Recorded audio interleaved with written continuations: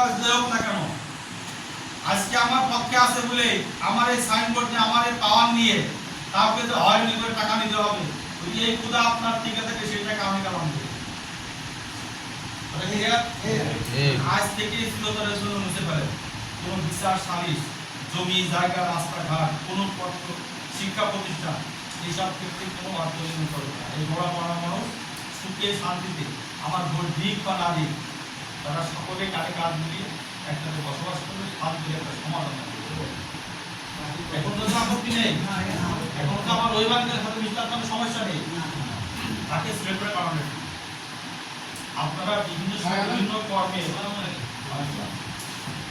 বিভিন্ন কর্মে এখন একজন দেওয়া লাগবে, আপনাদের জন্য চলে যাওয়া লাগবে, প্রতিনিধি লাগবে না।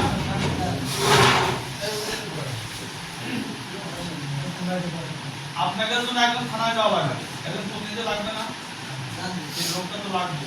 একজন এমপির কাছে যাওয়া লাগবে, এই প্রতিনিধি লোকটা লাগবে না, একটা লোক লাগবে, প্রতিনিধিত্ব লাগবে।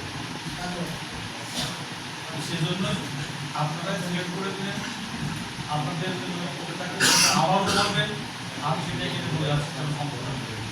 কোনো কথা আছে ভাই? কোনো কথা আছে? ঠিক আছে, তাহলে আপনি বেশি বলেন, আপনি বেশি বলবেন, বলে আমরা সুন্দর করে কথা বলি।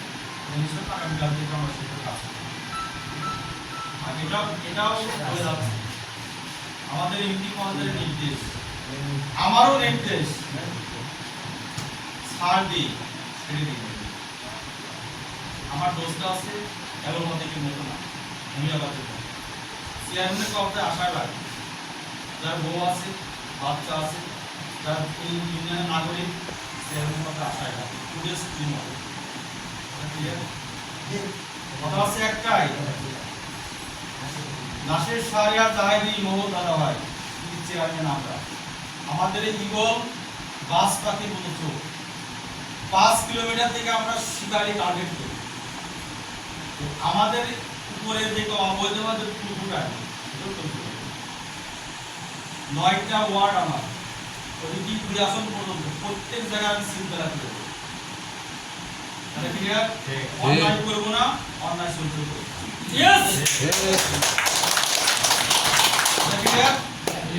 ভালো কিছু প্রতিষ্ঠা করতে হলে ভালো আপনারা সুসংগঠিত হয়ে দেখবেন এই সমাজে এগুলো থাকবে। এই পর্যায়ে আমি কথা বলার জন্য আহ্বান করছি আমার প্রাণ প্রিয়, যাকে আমার এই বড় করে একজন বিরোধী হিসেবে জানি, আমার ওই গান কিন্তু বলার জন্য আহ্বান।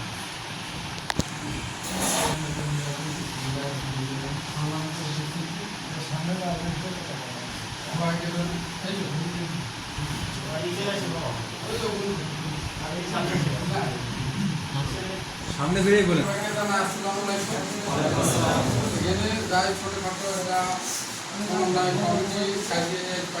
কথাবার্তা হচ্ছিল যে আমাদের মাঝে উপস্থিত আছেন সম্মানিত এবং আমাদের খুবই আমাদের এই ইউনিয়নের অভিভাবক বলি চলে, সে আমাদের খুব কাছের এবং আমাদের আপন লোক চেয়ারম্যান আর সামনে যাই আছেন সবাই, এবং সে যেটা বলছে আমি তো আমরা এমপি ভোট করছি, আমাদের এখানে একজন লোকের প্রয়োজন আছে, কাজের কাজ হোক, এর কাজ হোক, ওর কাজ হোক, বা এমপি কাজ আমাদের জাতি হোক, 10 জন লোক আছে, একজন প্রতিনিধিত্ব দরকার। এখন মনে করেন আমার মিলে যায়, এখানে যদি কেউ করতে চায়, হ্যাঁ সে করতে পারে, কোনো সমস্যা নেই। মানে একজন তো লোক দরকার আছে যে এখানে একটা কিছু নিয়ে আসতে হবে, তাকে মানে তার কাছে চেয়ারম্যানের কাছে নিয়ে যেতে হবে, বলতে হবে, বা অনেক সময় থানায় যেতে হবে, ক্যাম্পে যেতে হবে। এমন একটা লোক চেয়ারম্যান বলছে যে আমার একটা লোকের প্রয়োজন। এখন মনে করেন যে আপনার যে কয়েকজনে আছে সবারই কিন্তু ভুল হয়েছে, কমিয়েছে।